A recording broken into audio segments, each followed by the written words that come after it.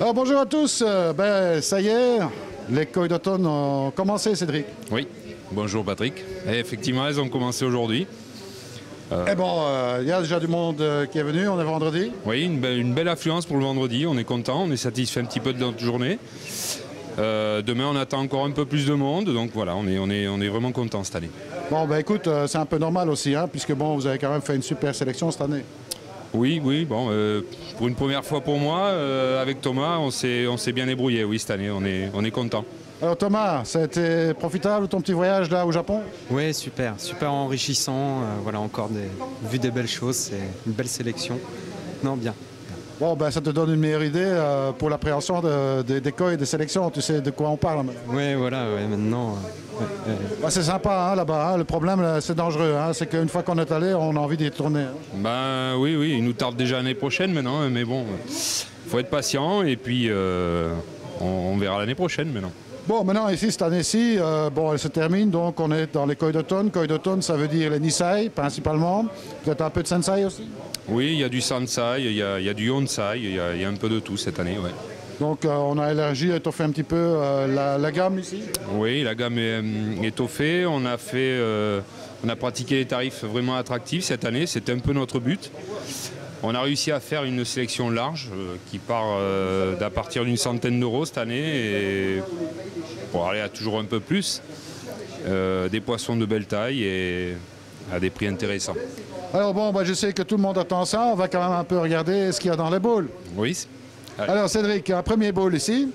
Donc on est avec 3 Nisei de l'éleveur Shinoda, réputé pour ses Yutsuri et ses Doitsu Gosanke. C'est ça, alors bon, ici vraiment de très très beaux Doitsu. Oui, donc il y a un Doitsu Kaku au milieu qui est vraiment très très beau, une peau vraiment parfaite, bien blanche, et puis 2 Showa autour. 2 Showa qui ne demandent qu'une seule chose, c'est de grandir. Voilà, trouver un bon bassin avec du volume pour pouvoir profiter. Voilà, superbe koi. Ce sont des koi qu'on pourrait dire qui sont peints à la main. C'est ça, hein, avec les Doitsu, un petit peu le charme du Doitsu, c'est ça, c'est qu'on a des contours de couleurs qui sont vraiment bien dessinés, où on dirait effectivement que c'est fait à la main. C'est ça. Alors toi, un bon souvenir là, de cet éleveur? Oui, très bon souvenir. Ouais. Beaucoup de poissons, une bonne sélection. Il y a de belles choses à voir. Ouais. Qui dit beaucoup de poissons, c'est pas toujours évident pour faire une sélection. Non, pas toujours. Hein. C'est vrai que c'est compliqué, oui. Parce que bon, il faut quand même rappeler que bon, le but c'est aussi d'avoir un rapport qualité-prix qui reste quand même intéressant pour le consommateur final. Bien sûr, il faut conserver un petit peu la qualité, surtout et en premier lieu, et réussir à avoir une attractivité tarifaire derrière. Donc on a réussi à combiner les deux cette année, on est vraiment content à ce niveau-là.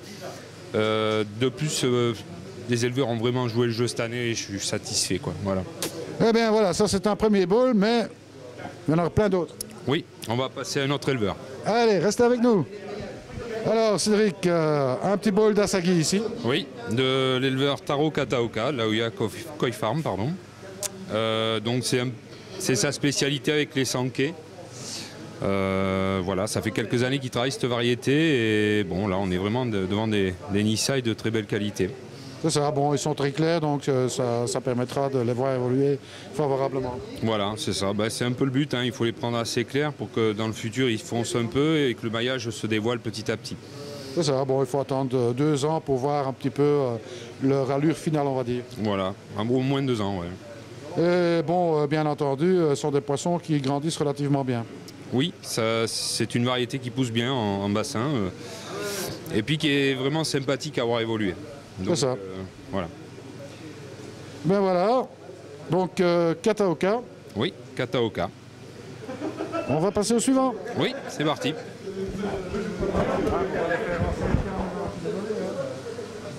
Alors Cédric, de la couleur. Oui, de la couleur. Alors avec du Benikumo Ryu et 2 Goshiki. Donc c'est l'éleveur Kawakami. Kawakami. Alors bon, il y a un Goshiki qui est bien plus grand que l'autre. Oui. Allez, c'est 2 poissons différents en plus au niveau pattern. Même âge? Comment? Ils ont le même âge? Le même âge, oui, 2 Nisei. Donc comme quoi que vous voyez qu'il peut y avoir quand même des grosses différences en taille sur un poisson finalement qui a le même âge. Oui, tout à fait. Les Benikumo Ryu d'ailleurs ont le même âge aussi. Hein. Donc superbe Benny Common Rio, hein, il faut le signaler au passage. Oui, ils sont très très beaux. C'est très joli à voir dans un bassin. Oui, un très beau sumi, une bonne tenue du Benny sur la tête, c'est vraiment très très beau. Il y en a un qui est un peu plus clair, il a plus de i. Oui, il faut un peu varier les goûts et les couleurs, donc on a essayé de sélectionner avec Thomas des poissons un peu différents dans chaque variété. Donc on a des poissons qui sont un peu plus éparses au niveau du sumi. On en a même qui sont un peu plus blancs. Voilà. Bon, contrairement au Goshiki, Benny Common Rio, c'est un peu comme le Common Rio, c'est un poisson qui peut changer, il faut quand même le dire. Oui, suivant la qualité d'eau en fait, du bassin, il aura tendance à soit perdre son noir, soit carrément se recouvrir de noir. Il faut faire très attention. Ce n'est pas des poissons qui ont une couleur bien stable en fait. C'est ça. Donc ça peut changer un petit peu au niveau du pattern avec l'âge. Oui, avec l'âge et puis les différentes tenues d'eau et différentes météo qu'on peut avoir suivant la région où on habite. Alors pour le Nissa ici, bon, le Goshiki ici, on voit déjà un très très beau maillage. Hein, oui, le maillage est magnifique. Puis on le voit ressortir un peu sous le Benny. C'est vraiment un poisson magnifique. Oui, c'est une très très belle pièce. Je crois qu'il fera certainement un heureux dans le bassin. Oui, je pense. Aujourd'hui, il n'a pas trouvé preneur, mais je pense que demain, ça sera fait. Ça sera fait. Là, je pense aussi, hein, parce que quand on le voit dans le bowl, il ne faut jamais oublier de demander de mettre les poissons dans les bowls parce que vous aurez une vision totalement différente. Hein, je crois que c'est important de le dire. Complètement. Sortir le poisson, le voir évoluer dans un bac tout seul, pas en masse dans la cuve, c'est toujours mieux. On se rend mieux compte en plus des couleurs, de sa qualité souvent, du maillage, du Benny. Pour ce poisson-là, voilà, c'est vraiment un poisson parfait. On rappelle l'éleveur ? Kawakami. Kawakami, un nom à retenir. Oui. Benny Common Rio et Goshiki. Voilà, c'est ça. Un éleveur en devenir d'ailleurs. Voilà. On va continuer. On continue. Alors Thomas, on monte en gamme un petit peu là. Oui, là un petit peu, ouais, avec des poissons de chez Sekiguchi. Donc voilà, avec deux mâles et une femelle. Donc tous les trois des Nisai. Voilà, donc. J'ai la grosse pièce hein, pour Nissa et Cédric. Oui, là on commence à atteindre des tailles vraiment intéressantes en Nisai. Hein, pour un poisson qui fait 58 cm par exemple. On voit aussi la différence de Benny entre les mâles et les femelles. On rappellera que le mâle directement est plus coloré qu'une femelle. Mais bon, ça n'empêche qu'on peut se faire une idée du Benny de la femelle quand elle sera un petit peu plus âgée. Voilà, tout à fait. Le Benny se rapprochera de celui du mâle aujourd'hui. Donc on peut déjà se projeter dans le futur à ce niveau-là. Donc déjà un sacré body pour la femelle ici en particulier, qui est un ton chocho. Hein. Oui, c'est un poisson qu'on a sélectionné avec Thomas chez Sekiguchi. Une fois dans le bol, l'éleveur, il a hésité à nous le vendre. Hein. Il voulait presque le garder parce qu'il a vraiment un très beau potentiel et au niveau pattern, il est vraiment spécial. Donc il avait vraiment hésité à nous le vendre et bon, finalement, il nous l'a cédé. On était vraiment heureux. Alors, Sekiguchi, c'est aussi un éleveur qu'on n'a pas trop souvent l'occasion d'entendre. Non, c'est un éleveur qui arrive. Il a travaillé sur les Showa. Et bon, la première chose qu'on constate quand on rentre chez lui, c'est vraiment la qualité de son travail. Ce sont trois frères à la base qui ont repris la ferme du père. Il y en a un qui a arrêté de travailler, donc ils sont plus que deux, mais ils font vraiment du travail remarquable. Alors on pourrait remarquer un chirurgie comme un Chiroji qui est vraiment éclatant. Hein. Chiroji le blanc, bien sûr. Oui, il est parfait. Hein. Et quand on rentre dans leur serre, c'est ce qu'on remarque en premier. Hein. Ce blanc qui ressort au milieu du noir du fond du bassin, c'est vraiment magnifique. Alors, je ne sais pas si on peut voir ici, celui-ci en particulier, donc c'est le mâle. Ses écailles vraiment sont cintrées de brillant pratiquement. Oui. C'est vraiment des beaux poissons. On est satisfait de nos achats chez lui. C'était la première fois qu'on y allait. Donc voilà, on y retournera certainement l'année prochaine. Donc elle va retenir Chiroji. L'éleveur à retenir, c'est Sekiguchi. Sekiguchi, pardon, excusez-moi. Sekiguchi. Excusez-moi, je suis un petit peu enrhumé, mais pas dans le bon sens. Bon, Cédric, ben voilà, on commence à monter en gamme, ça devient intéressant. Enfin, c'était déjà intéressant avant. Hein. Oui. Donc, on va continuer. Oui, on continue. Alors, Cédric, un éleveur qui est toujours très attendu. On parle Shiro Utsuri, et Shiro Utsuri égale Omosako. C'est ça, tout à fait. Tu as bien résumé la chose, en fait.